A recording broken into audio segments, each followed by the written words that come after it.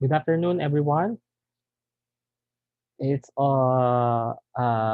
this is now the our asynchronous session in the nursing pharmacology NCM 106, and our topic is all about the cardiovascular drugs.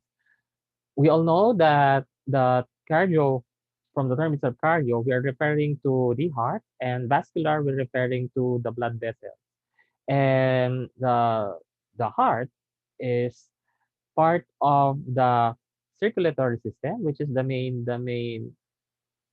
organ that is responsible for the uh, circulation of the blood. And as a hollow muscular organ, the muscles itself has a greater percentage of the part of the heart, which enables the the heart as described as a hollow muscular organ. And with the capacity of the muscle to pump, this entails on how the blood is being pumped to on and through the circulatory system, and which will be beneficial to the different organs of the body. Now, drugs, there are medications that really affects the cardiovascular system because as based from the statistics, even here in the Philippines, the number one mortality rate among the Filipinos are problems with the heart. And considering that even in your own families and relatives, you have encountered various antihypertensive drugs or drugs that mainly and primarily affect the heart and its blood vessels. Now, to proceed with the topic on the cardiovascular drugs, the first classification of the drug that we will discuss is about the inotropic drugs. Just to give you an overview, the inotropic, dromotropic, and chronotropic are being used in the conduction system of the heart. And if we talk about the conduction system of the heart, we're talking about the electrical impulse activity of the heart. If we start, if we use the term inotropic, inotropic connotes or entails the force of contraction of the heart, specifically the force of muscular contraction, the cardiac muscular contraction of the heart, cardiac muscular contraction. When we talk about the chronotropic, this connotes about the heart rate, and dromotropic is all about it entails the atrioventricular impulse activity of the heart. That's why when you encounter some of the cardiovascular drugs, this may be useful. Your knowledge and awareness with these terms can be useful when you're attending to some of the emergency situations affecting the heart. So that's why if you will encounter positive inotropic, positive is used to stimulate, and negative can be used to slower and to delay, probably to inhibit.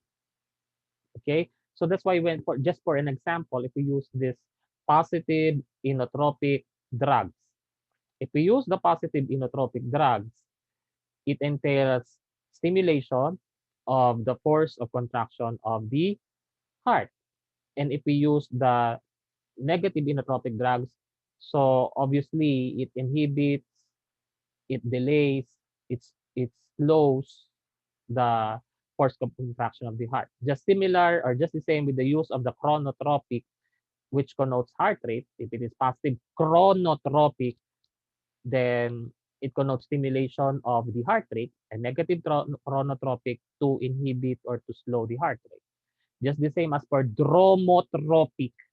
For dromotropic, it connotes positive dromotropic. It connotes stimulation of the atrioventricular impulse activity of the heart. And if we talk about negative dromotropic, we are talking about the delay or slows the atrioventricular impulse activity of the heart. So just to give you such overview, you can now relate on what I'm talking about with inotropic drugs, which is obviously the first classification of drug, which is inotropic, is referring to the force of cardiac muscle contractions. Now, if we say cardiac glycosides, the cardiac glycosides are drugs, are basically drugs with the following mechanism of action.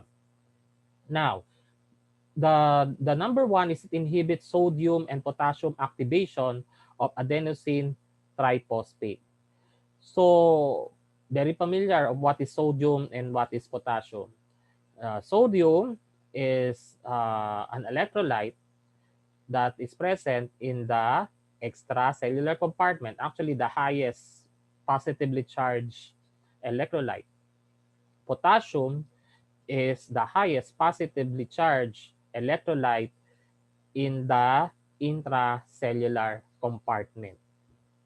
Now, if if it activates the adenosine triphosphate, it stimulates basically the imbalance with the cardiac rhythm. So that's why the function of the cardiac glycoside is to inhibit the sodium potassium activation of adenosine triphosphate so that this drug will balance and will stabilize the cardiac rhythm. And what we are talking about, the cardiac rhythm that we're talking about is the lub and the dub. Okay? The lub dub, which is the first heart sound, and the second heart sound. The second mechanism of action of cardiac glycoside is promote movement of calcium from extracellular to intracellular compartment. Okay, the purpose of this drug of moving calcium to the extracellular and promote the movement of potassium to the extracellular is its inotropic effect. Okay, the inotropic effect by which it will increase the force of contraction of the heart. And on the point that on the point that the number one mechanism of action is relative to the electrical activity of the heart, which it inhibits the sodium potassium activation. Thus, the movement of the calcium and the potassium helps to increase the force of contraction. However, the cardiac glycoside acts in the central nervous system, which is the third, acts in the central nervous system to enhance vagal tone. So actually, if it enhances the vagal tone, the vagus nerve, we're referring to the vagus nerve. Once it enhances the vagal tone, it slows down contractility of the heart. Okay, slows down contractility of the heart through the sinoatrial node and the atrioventricular nodes. So three things that you need to consider when we talk about the cardiac glycoside. It talks about inhibition of the sodium and potassium and in the activation of ATP so that to balance the electrical impulse activity. The number two is to increase the force of contraction. And the third is related to the atrioventricular action, which the point is to enhance vagal tone. The one of the typical example of enhancing the vagal tone through a normal physiologic response is when you have the straining during defecation. When you have the prolonged straining, the chances that the vagal tone has its long stimulation. That's why when people who are diagnosed with heart diseases, specifically with myocardial infarction, they are on complete bed rest without bathroom privileges. Why? Because the greater chances that there could be a possibility of the heart attack if whenever there will be too much training on the part of the patient, and too much training itself will cause the slow contraction of the heart until the prolonged contraction of the heart itself may not specifically eject blood to the systemic circulation as with the cardiac output. So when it comes to the cardiac glycoside, one of the example of the inotropic drug specifically in the cardiac glycoside is the digoxin. Okay, digoxin. Okay, digoxin is the generic name. Some you may encounter a brand name on the lanoxin. Okay, how about the indication? The indication is to treat heart failure and control of arrhythmias. So what do you mean by arrhythmias? From the term itself, rhythm. Dysrhythmia is different from arrhythmias.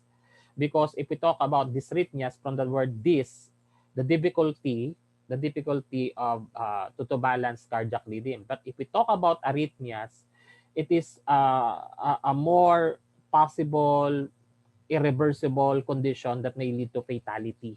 So we need to control arrhythmias.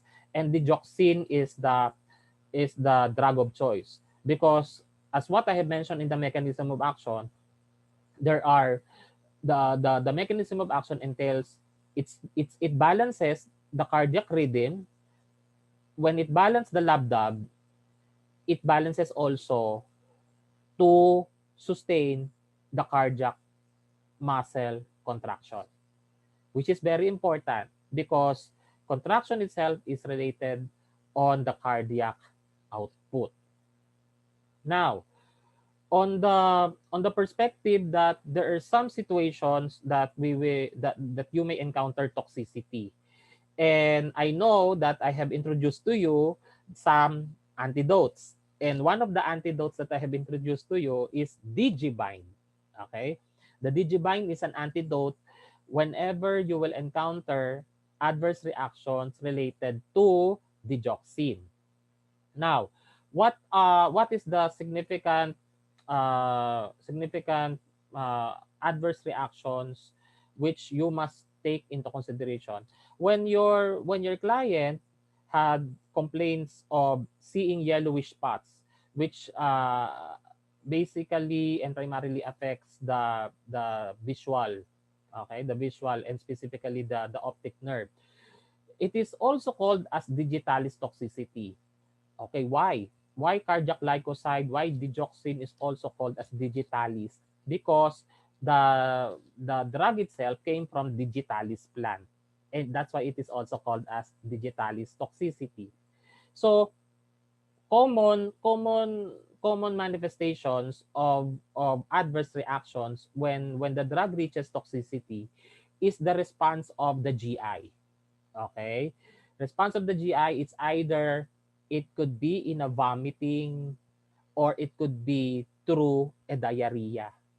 It will always involve the GI to balance the or to delay the toxic level of any drug.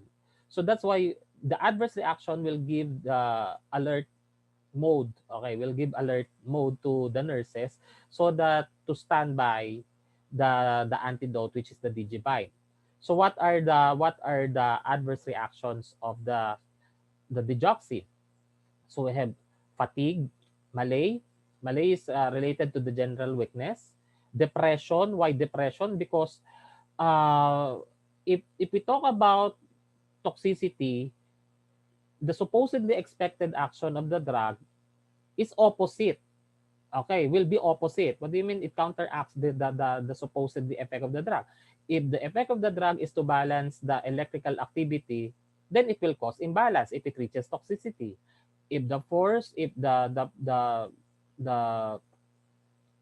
mechanism of action of the drug is to increase the force of contraction of the drug, which is the force of contraction of the heart muscle, then its effect is its opposite, which it slows the cardiac muscle contraction. And once it slows the cardiac muscle contraction, it will affect basically the cardiac output.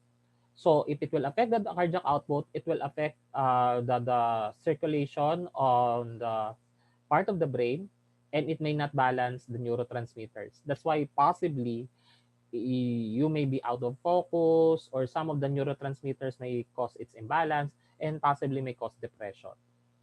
So as what I've told you, the gastrointestinal involvement is taken into consideration so that to balance toxic level. So we have the vomiting, anorexia, and nausea. So just remember FMD ban. Okay, FMD ban. These are the adverse reactions of the cardiac glycoside. Now, when it comes to the nursing responsibilities of the cardiac glycosides, uh, any any every time that you give any cardiac drugs, always remember the importance of vital signs when it comes to the blood pressure, heart rate, and pulse rate, because we are talking about the circulatory system. Now, when the nursing responsibility comes in with cardiac glycoside is to assess patient's apical pulse. Okay, how you will assess the apical pulse? Okay, so the apical pulse is obviously checking the heart rate. Okay, what is what will be the normal heart rate? So obviously it's 60 to 100. So if it is below 60, then possibly that could be an alert mode again for the nurses, and too much of the heart rate exceeding to its normal or deviation, or from it causes deviation, which is 100 and up, which is tachycardia, can be also alarming to the part of the nurse. Why? Because that is the time that toxicity could be possibly identified, because it may cause the imbalance of the electrical impulse activity, and this may have a direct effect to the contraction of the heart muscles. So you need to consider the heart rate. You need to consider also the serum electrolyte levels. Okay, in the serum electrolyte levels, you have remember remember what are the electrolytes that I have mentioned in the mechanism of action. We have the sodium, di ba? We have the sodium, we have the potassium, and we have the calcium. So that's why it's very important. It's very important for all of you that once we discuss mechanism of actions, and if I mention electrolytes, these are the time and the chances that you need to be guided accordingly on what are the electrolytes, the serum electrolytes to be tested prior to the administration of the drug. Okay, so you need to have the test for sodium, for potassium, and calcium, because this will what? Because this will have an implication when it comes to the action of the drug. And when it comes to the renal function, so what is the test? The serum testing the function, it's through the creatinine. Okay. Whenever there will be elevations of the kidney, and we all know the kidney regulates the blood pressure, then the kidney also is responsible for the excretion of the drug that is not being utilized by the body. Then it has a major role. It has definitely a major role. So if there's a problem with the creatinine, the greater chances also that when you give digoxin, there could be a risk also when it comes to digitalis toxicity. And as what I have mentioned, the nurse must be alert when it comes to digitalis toxicity, because the antidote that you must take into consideration is the digoxin immune pad. Okay? So why do we need to know the renal function? Because digoxin cannot be administered to a patient with chronic renal failure, even acute renal failure, because the dosage must be reduced compared to the prescribed dosage to individuals who may have normal renal functioning. Why? Because we all know, as what I have oriented with you, that most of the drugs are hepatotoxic and nephrotoxic. So that's why for those who may have renal impairment, we must be more cautious, because and the doctor must be informed and notified about the results of the creatinine, so that she or the doctor, the physician, will adjust the dosage to be given to the client. Okay? So, the next inotropic drug, okay, the next inotropic drug is the phosphodiesterase inhibitors. Okay. So, since it is still we're talking about still of inotropic drugs, we're talking about drugs that will what? That will increase myocardial contractility. So just the same as for the what? Cardiac glycosyte. The phosphodiesterase inhibitors, from the term itself, inhibitors. So it means it will inhibit the action of the phosphodiesterase. Okay? Because chances that the phosphodiesterase, once it leads to its stimulation, it may cause the vascular resistance. Okay? And if there is resistance in the blood vessels, it may inhibit the what? It may inhibit the blood flow. Very good. Now, so when it comes to the mechanism of action of the phosphodiesterase inhibitor, since it is still under the what? Under the inotropic drug, it increases myocardial contractility. And with the number two mechanism of action is to decrease systemic vascular resistance and venous return. So the mechanism of action itself is to avoid resistance. Okay, it so that to have a free flow of the blood. Okay, to have the free flow of the blood, so that it will what? It will balance the needed circulating blood to the cardiac muscle tissues. Okay? So it may promote also the what we call decreased venous return, so that it may not cause possible congestion. Okay? So that's the action.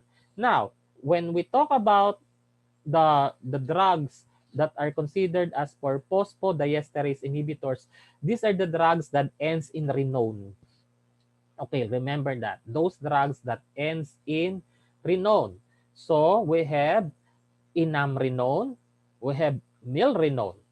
Okay, so whatever generic name comes out to the market, inamrenone, milrenone, ensirenone, these are phosphodiesterase inhibitors. And the indication is heart failure.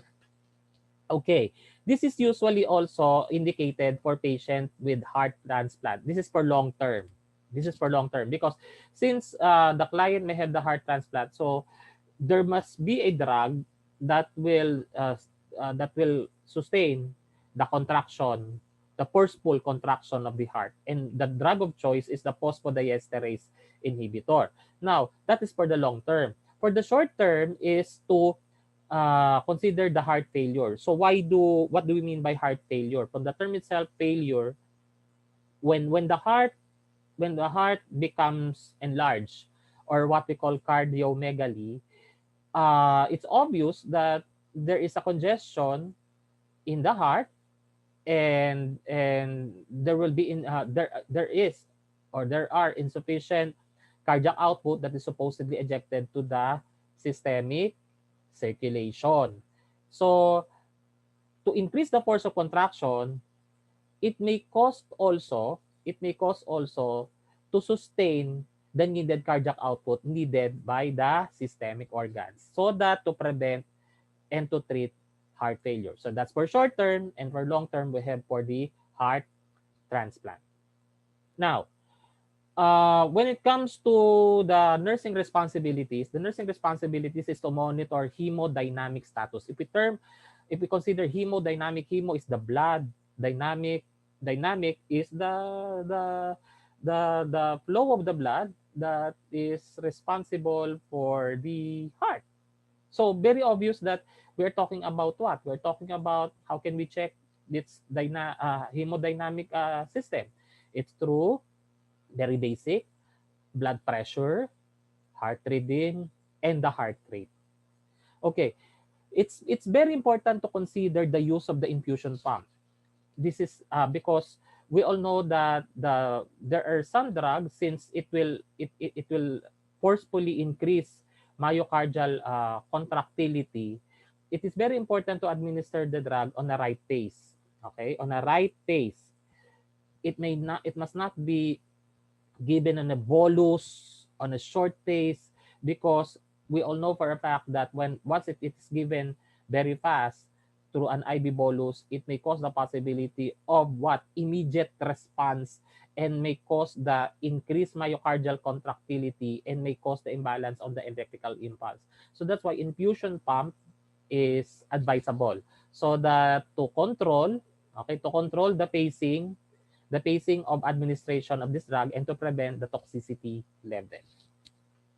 So next, so we have started with the inotropic drugs. We have the cardiac glycosides, and we have the phosphodiesterase inhibitors. Now we will now proceed to the drugs and cardiovascular system, which is very common to everyone. We have the anti-hypertensive drugs. For antihypertensive drugs, we will start with the centrally acting adrenergic inhibitors. Okay. So you have encountered beta receptors, histamine 1, histamine 2. So when we talk about receptors, okay, when we talk about receptors, this is all about signals, impulse, okay, nerve transmission. So the action itself will give us the idea on how these parts of the body will take into action. Either it is induced by the drug, or it's the natural physiologic response. So when we talk about the centrally acting adrenergic inhibitors, this is the drug that will have an immediate effect on regulating the blood pressure. Okay? So what is the action? The mechanism of action is to stimulate alpha receptors in the central nervous system to inhibit vasoconstriction. So remember, when there is vascular resistance, there could be an effect in the blood pressure. That's the point why we have hypertension, because there is an increased vascular resistance. And once it will cause resistance, it will cause pressure, because the flow doesn't flow freely. Okay, and the response itself may deprive the circulation to the different parts of the body, also affecting the heart. So the centrally acting drug will inhibit vasoconstriction through the alpha receptors, and this will inhibit peripheral resistance. As what I've told you, the resistance itself may cause the possibility of the constriction. So if it will stimulate the alpha receptors to the CNS, then it will inhibit vasoconstriction. It will reduce the peripheral resistance. Usually, the centrally acting adrenergic inhibitors are commonly given with diuretics. So on a later part of our discussion, we will discuss about what diuretics is. Okay? So for the meantime, this drug is commonly given when it comes to problems with hypertension. So, but first, we must have a review of what the JN7, the Joint National Commission, the international standards, JNC7, on the hypertension classification. When we talk about centrally acting adrenergic inhibitors, these are usually given when during my practice. Centrally acting adrenergic inhibitors are given when blood pressure is equal or above 160 over 110. So that's why it's very important for all of us to know the review of the classification of hypertension. So when it comes to the normal systolic blood pressure is below 120. So meaning it's 119, okay? Or 119, 119, 119 itself. Yeah, 119 119 below is considered as normal. For diastolic blood pressure, it's 79 and below, because if we reach 80, and if it reach 120 for the systolic blood pressure, that is already pre-hypertension. Okay? So remember, it's if you say what is the normal blood pressure, you will always say to your patient, it's 120/80. Oh, so it must be realistic that we follow the standards according to JNC 7 that 120 below and 80 below systolic blood pressure or diastolic blood pressure is the normal. And pre-hypertension or pre-hypertensive clients can be considered if it has the systolic blood pressure of 120 to 139 and diastolic blood pressure of 80 to 89. Okay? Stage 1 hypertension. Stage 1 hypertension, if we have systolic blood pressure of 140 to 159 and diastolic blood pressure if we have 90 to 99. And when we talk about stage 2 hypertension, if it is already above or equal 160 and if the diastolic blood pressure is equal to 100 or above, it's stage 2. That's why when you will do the recording, when you will attend to your clients, it's very important to all of you to know the classification. This is also very important when you're attending to clients with what?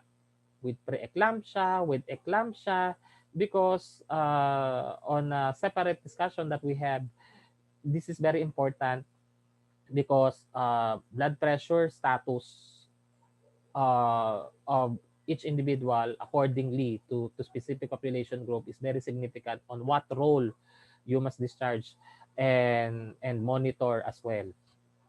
So next, so when the centrally acting drugs, adrenergic inhibitors rather, are very much common with the following. The most common is the clonidine or catapres. Usually, antihypertensive drugs are given under the tongue or sublingual because of its uh, kaya nga centrally acting. The effect itself is very immediate, very immediate. So the other drug example of the centrally acting adrenergic inhibitors are methyl-dopa or methyl-dopa hydrochloride. So these are the drug examples. Clonidine, catapres. That's why if the doctor will tell you, oh, please give catapres. So immediately check the blood pressure, identify the blood pressure. If it is 160, 160 equal 160, 100 above, then clonidine could be given. So standby. Or the doctor will give you the instruction already to give it sublingually. Similar also with the methyl-dopa and methyl-dopa hydrochloride. So the indications are the following. We have moderate hypertension. So if we say moderate hypertension, so these are, if we say pre-hypertension, stage 1 hypertension, moderate hypertension. So usually we are going to do the monitoring of the client if it reaches already stage 1 to stage 2 hypertension. Now, what are the drug interactions when you are giving the centrally acting adrenergic inhibitors? When you're giving when you're giving clonidine or methyl-dopa, always take into consideration, okay, that these are interactions that that you must that you must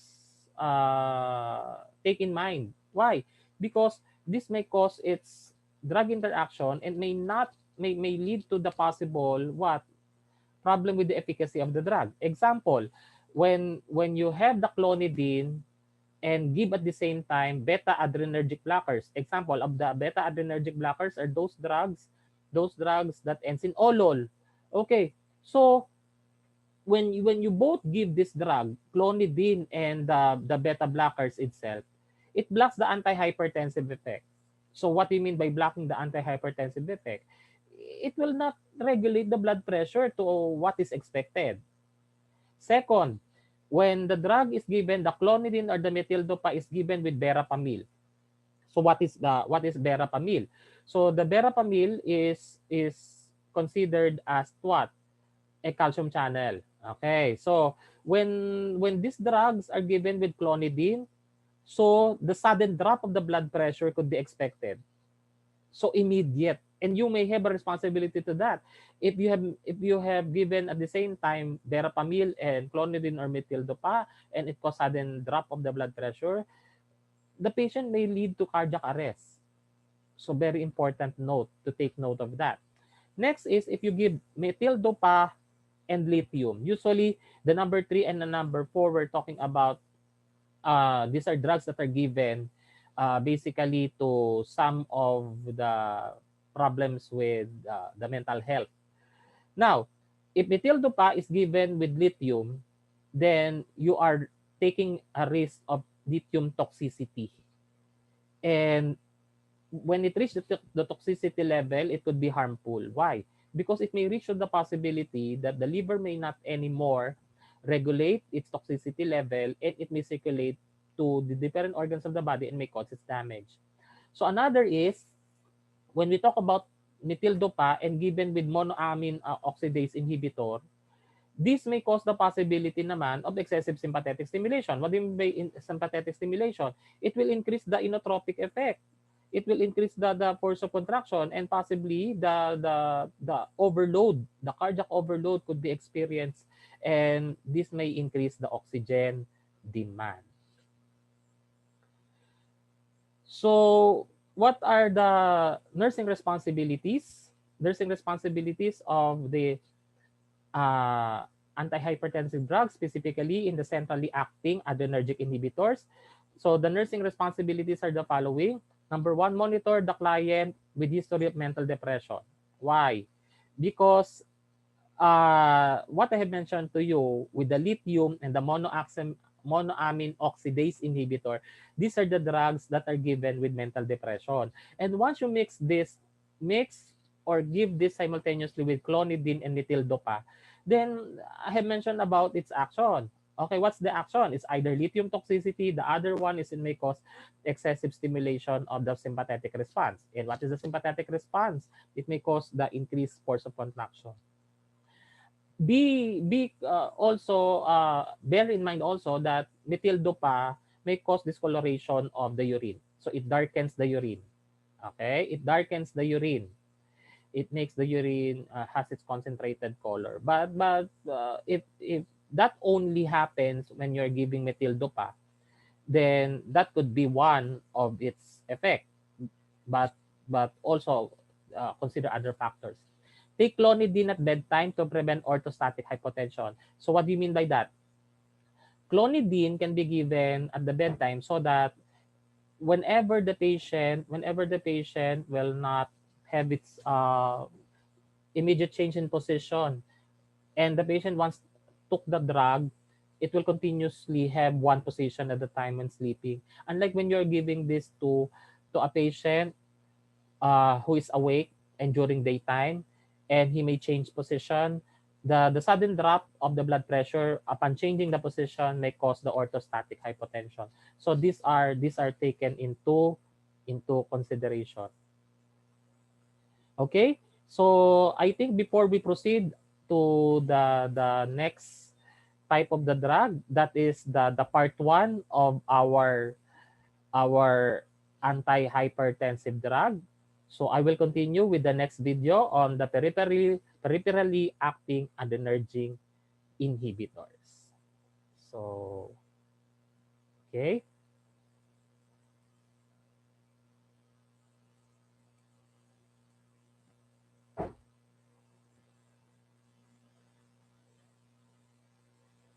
So with these drugs, I will continue with I will continue with